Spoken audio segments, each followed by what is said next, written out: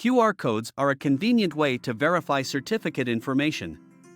So, we have updated our Learndash UCID generator plugin to generate and display QR codes in the user profiles. In this video, we will walk you through the steps to set up and use the UCID generator plugin to print QR codes in Learndash. So, let's get started. The first step is to install and activate the UCID generator plugin. To do this, go to your WordPress dashboard and navigate to the Plugins section.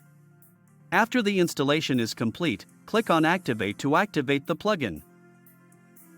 Now that the plugin is activated, let's configure the settings. In your WordPress dashboard, find the Unique Certificate ID Generator Settings menu item and click on it. Here, you need to fill search page URL and save the settings.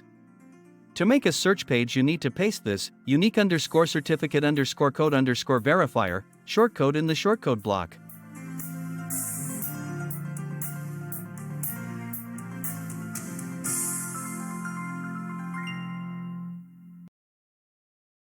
Make sure to save your settings after making any changes. With the UCID generator plugin settings configured, you can now add QR codes to your Learndash user profiles. Go to the user profile to ensure it's working correctly.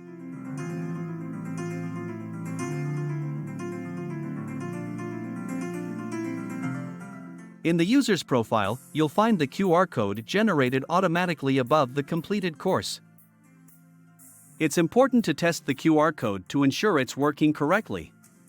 To test the QR code, use a QR code reader app on your mobile device to scan the code.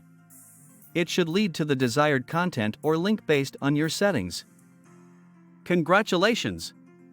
You've successfully learned how to print QR codes in Learndash user profiles using the UCID generator plugin.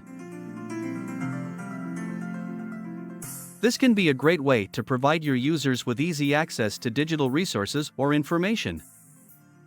If you found this tutorial helpful, please like and subscribe for more Learndash and WordPress related tutorials.